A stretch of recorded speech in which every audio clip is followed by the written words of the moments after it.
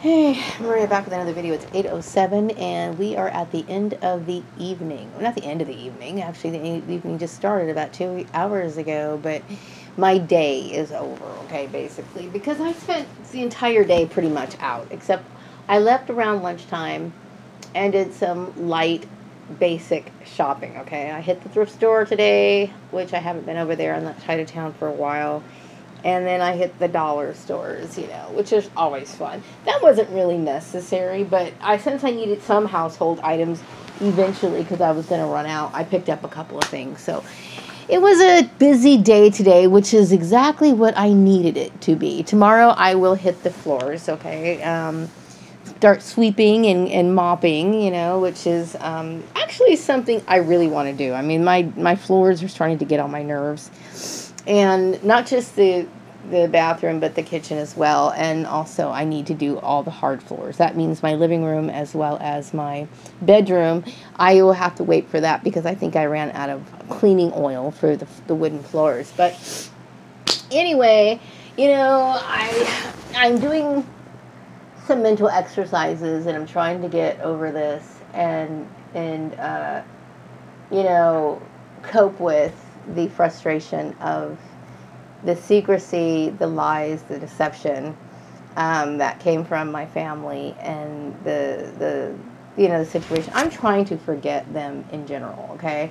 I don't know about my mom. I feel as though my mom kind of lets her kids do whatever, and my mom is very sheltered and ignorant at the same time. It's like, she was a housewife for many years. She doesn't know how the world works, and so, she kind of relies on information from my brothers and sisters, and she just kind of takes their word for everything, I'm assuming.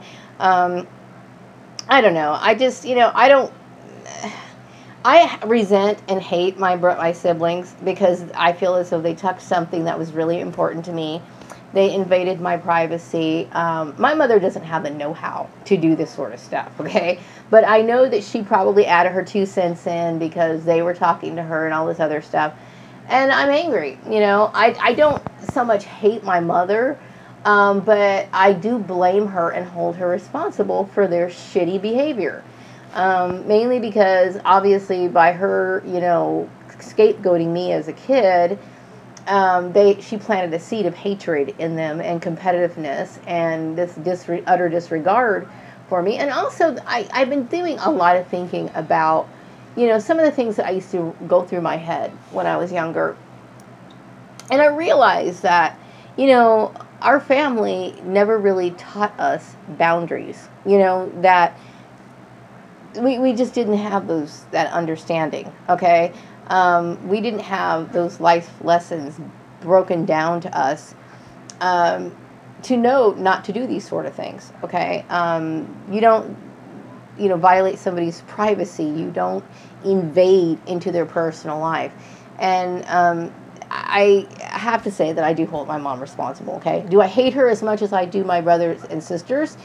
Probably not, okay? But do I resent her? Yes, I do. Okay, so anyway, I was thinking, when all of this started happening, well, it happened a long time ago, but like when I think that it was just getting absolutely ridiculous when I was over in Chatsworth working at Organized Sports for Karen. I think that maybe because I was separated at the time, okay? I separated from my Joel back in 2006, actually. I separated from 2006, but I was still living here in town, okay? And I realized that I was going to have to pay bills and stuff like that, so I needed a better paying job. So I couldn't find anything here because I'm sure they were arranging shit. So I decided to go and try my luck, in the Los Angeles area, which makes sense, okay? Because there's really no decent paying jobs in the Antelope Valley, okay? So I knew I was going to have to commute, but I was actually planning on moving to the to the Los Angeles area until when I started working for Karen, I realized that while I was working there, because I was going to save up and get an apartment, but I realized that this was a very toxic environment and I wanted to get out. But it was too late, so I was stuck, so I ended up having to commute. I tried looking for another job, but there was something probably already in place to where my employment was being manipulated. And then also, you know, we ran into a kind of a not a major, but it was enough of a recession to where jobs were kind of scarce and people were talking about, you know, having money issues and all this other stuff. So I was basically stuck there, okay? And I was very unhappy, very unhappy. I felt as though I never felt at peace. On the weekends, I sat there and worried because, you know, Karen was an absolute nightmare. And then you had these people, you know, walking by my office. These people were perps that were spies, I guess, for my family or just whatever. And they were making my life a living hell. Okay, and so on the weekends, I didn't really get any rest from that because I was worried about me losing my job and where am I going to go and what am I going to do. So you have to understand that for years, okay, I have lived with nothing but constant anxiety. It was the biggest mistake of my life working in that job, okay? Biggest mistake. But anyway, I was not divorced from Joel, but I was separated, okay? And, you know, I know some people have their views on divorce. Some people, like, for example, they separate, okay? And, but to me, divorce or marriage really is kind of a piece of paper. I think I believe in valuing the relationship itself far more than I believe in valuing that piece of paper. The piece of paper basically is a legal document saying that, you know, his assets are my assets or vice versa, whatever, or my expenses are his expenses. You know, we share property if we had property and that kind of stuff. And that's all I see it as. I don't see it as whatever. But I think even though I had nothing to do with Stephen Lyles at the time, or even ever, I never had anything to do with him ever. I think they did think that I had something to do with him. And that could have been the reason why when I was at work in Chatsworth, and then maybe it could have happened a little bit after I wrote him that email in 2008, which he never responded to, that they thought, well, you know, we're going to see what you're doing at work. And they might have thought, well, she's eating healthy. She's probably trying to look good for her, quote unquote, boyfriend. And that's what I'm thinking that probably happened. And, you know, like I said, I had no idea, okay? But my point is even if that was the case, okay, which obviously it wasn't, that's my choice. That's my business. That's my right, okay? If that was something that I was going to do, then that's something that I would have done, you know, if that was the case. I mean, because if I'm not in a relationship with him, and people have the right to view these things however they want to, okay? But whatever the case is, that never happened. But that's my point. The point is, it was not something that they had the right to tell me, you know, or force me into a marriage or stay in a marriage or whatever. And that there could have been a relationship between Joel's family and my family to where maybe I think my sister Tanya might have gotten some sort of benefits or maybe enjoyed some sort of affiliation with Joel's family and maybe wanted me to stay in that family so that she could still be a part of that connection or something. And that's wrong. You know, whatever the case is, whether she knew Joel's family or not or whatever, it's not for them to tell me how to rule my life. It's not for them to tell me what I am supposed to do and what I'm not supposed to do. If that was my choice, which it wasn't, I had no idea, but if that was what I was planning on doing, I have every right to. And I'm going to make this very clear. I do not and will never have anybody set rules for me to live by, except for when I'm a minor, okay? I abide by the law, okay? Like, I respect the law. Okay, I do jaywalk, and I need to tell people here in Bakersfield, you know, sometimes I cross the street, and I'm not using the crosswalk, and I kept thinking, yeah, you know, this is really terrible. And people are nice. They pull over, and they sit there and wait for me. I'm like, that's rude, okay? I'm really sorry for people. I will get better at this, okay? But I'm saying it, and that's breaking the law, by the way. But my point is that, you know, I do follow the rules, okay? And it's not for my family or anyone else to tell me who I'm supposed to see, when I'm going to see them, or force me into a marriage, you know, or whatever. I left Joel for good reasons. I already went into the reason why I left him the first time, okay? It had nothing to do with somebody waiting in the wings or for me to kick him to the curb so I can run off into the arms of Stephen Lyles. Okay, it had nothing to do with that. I had no idea Stephen Lyles was even there. I left him because there was an incompatible it was an incompatible relationship with him and my son. Okay, and it was constant, just a lot of drama. Okay, so that's why I left. Okay. And also, I had gotten married late in life. Like, I was in my 30s when I got married. And, whatever, okay? But the point is, no one has the right to tell me that. Nobody has the right to sit here and judge other people based on what they do. And I know, people don't like, nobody likes women or men or women, okay? But society has always been hard on women who go outside of the marriage. There's just so much, historical evidence of, women being persecuted for going outside of the marriage. Even if her husband kind of pushed her into that direction, they still took it out on the woman. They still took it out on her, no matter what. If her husband beat her, or they would find some reason to say that she probably deserved it or whatever. I think women carry the burden more than they have to, okay? But I can assure you, I didn't know he was even around. I had nothing to do with Stephen Lyles or whatever. While I was living in Palmdale, I pretty much, every once in a while, I would go out and do certain things. Like, I'd do some, shopping. I remember I used to go to Sizzler on the weekend, and then most of the time, I would stay at home, sitting in my bedroom. I did go dancing a couple of times, but I went by myself. But that was rare. But I did, most of the time I stayed at home and I was worried about, am I going to lose my job? This is what, occupied my mind 24 hours a day because of their stupid mobbing all the time. You know what I mean?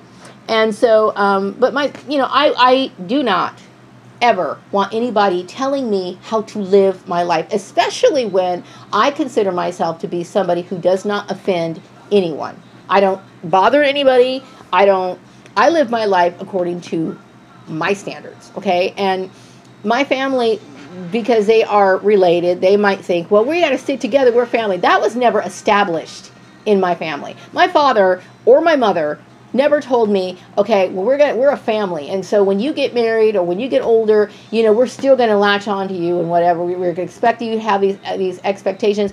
My mom told me at the age of 18 we could do whatever we wanted as long as we were outside of her house. Now, for example, if I was 18 years old and I was living at my mom's house, that didn't mean that I could come home at 3 o'clock in the morning, okay, because I'm living at her house. I have to show respect for my mom in her house because she, whatever. That was the agreement. But as far as when we were adults, okay, there were certain things that we could do. Like by the time I was 17 or 18, my mom said you can drink alcohol, even though the age limit was 21.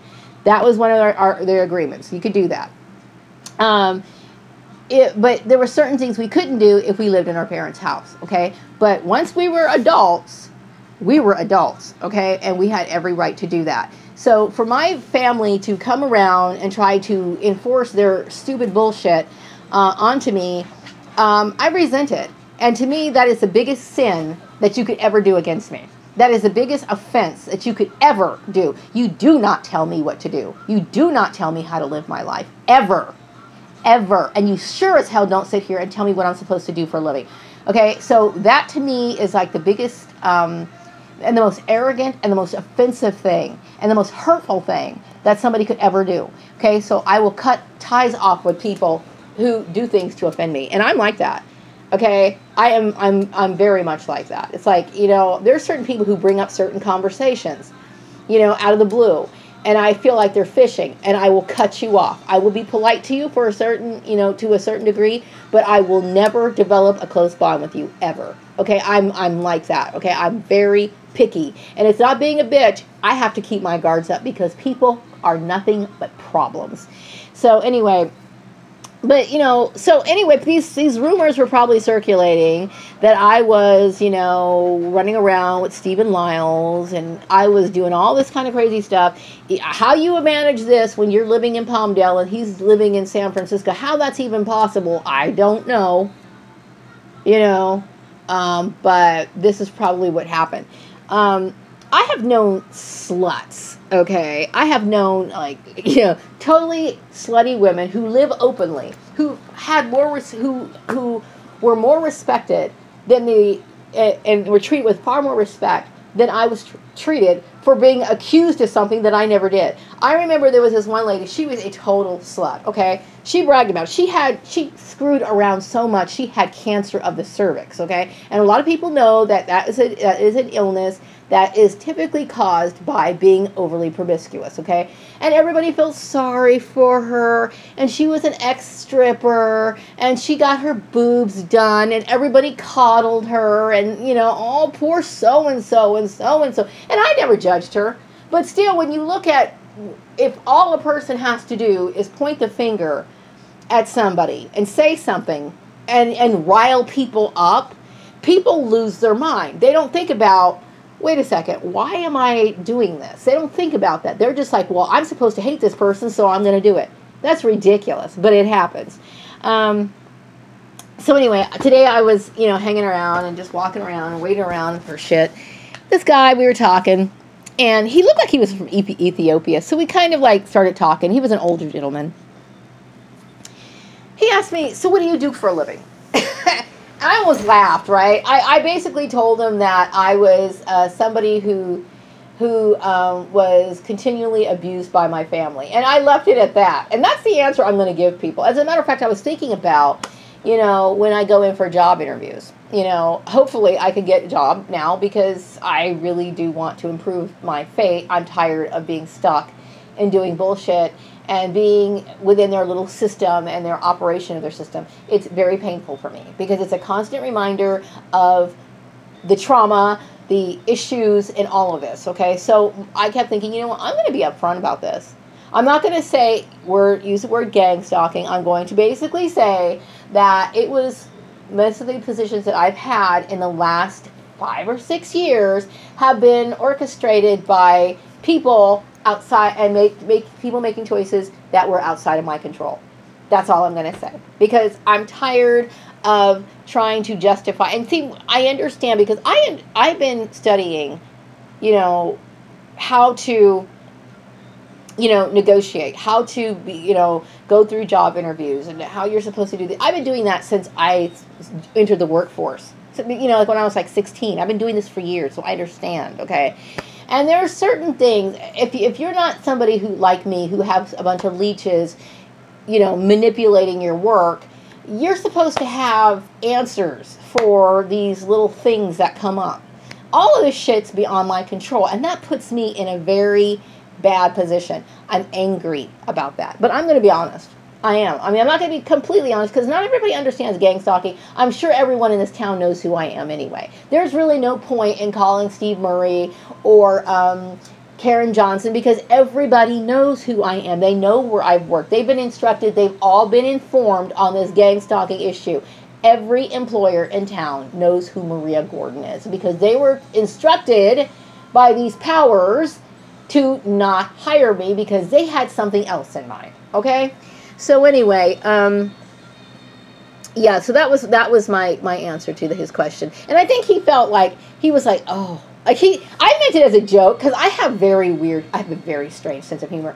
I said it because I was relieving myself from frustration, and I also said it because it's the fucking truth, right?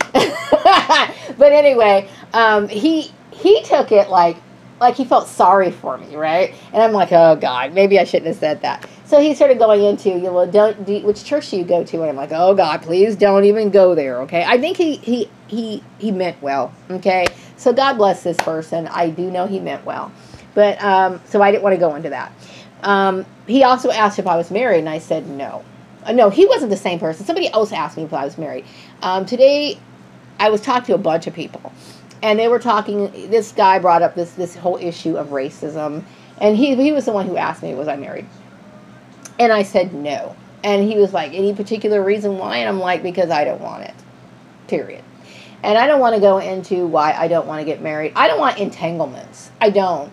I don't want it. I think if I was younger, I would. Now, some people say, what about you were crazy about the cute guy? Well, you know what? The cute guy had a special place in my heart. And it was like, I thought, well, if he was around and, all of this shit was like, got tangled up, then I figured, well, why not? Why not get the chance to know him? Maybe there is something there, but it never materialized. So I don't want to get married. I don't. I like being single. I don't want to sit here and say, I'm going here, I'm going there. I want to have my ability to do the things that I want to do when I want to do them. I don't want children, any more children. I already have a son. I have a grown son, a grown man, okay? So I don't want any more kids, okay? And I don't have a need to get married, okay? And I know people go, well, somebody asked me, well, what do you do to satisfy your sexual urges? I don't deal with that shit. I don't, okay? I told you I'm more asexual. I don't think about those things. I enjoy more intellectually stimulating things than I could possibly think about sex. I don't think about it, so it's not an issue. So no. I don't want to get married. And plus, I don't particularly like male energy in my home. I don't like it. I just don't dig on it.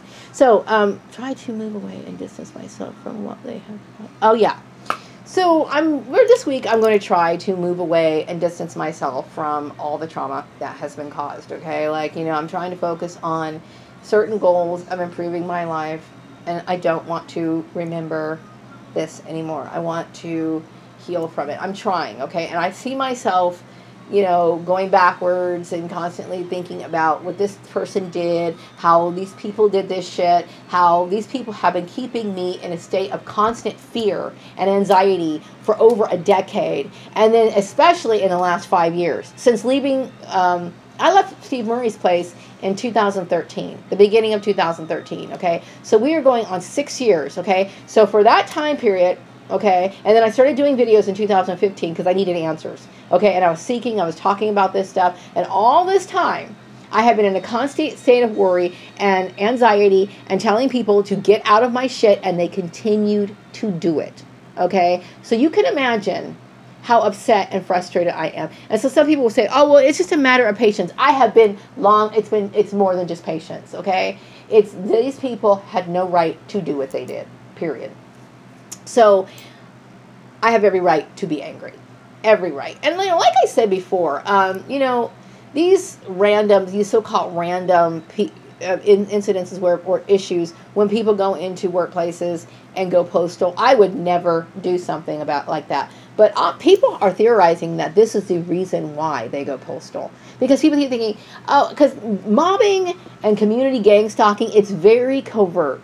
They will never come out and tell you what they're holding against you, but they will act against you all the time. They will come up with their stupid snide remarks. They will sit here and mess with you at work, try to intimidate you, criticize you, degrade you, give you shit that's less, or give you less responsibilities than what you are actually worthy of doing or capable of doing. They will undermine you in every single way they possibly can. So these little things are inflicted on a person on a daily basis, okay? And then somebody eventually starts to snap, and boom. And I'm going to tell you what, this is how I truly feel, okay? I would never do this myself, but for people who kind of participate in this shit, okay, and mess with somebody's job and their ability to survive, they get exactly what they deserve. I don't feel sorry for people who, they're not victims, and they shouldn't be pitied. They deserve exactly what they got.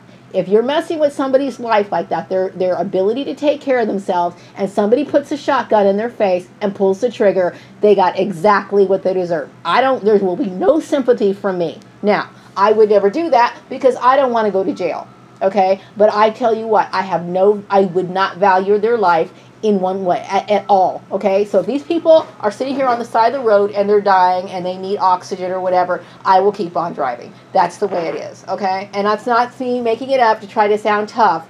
That is exactly how it is.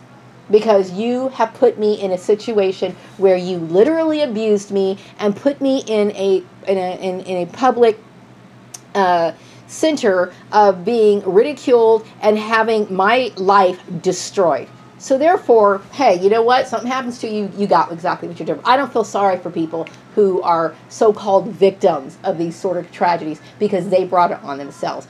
Nobody acts that way just because, okay? Some crimes are random, but the majority of crimes are related to a particular issue. These things just do not happen spontaneously, okay? So anyway, I'm going to wrap up this video. I hope you all have a wonderful evening and wonderful weekend. I'm going to kind of wrap it up now. And take care, and I will be back with another video sometime this week. Bye-bye.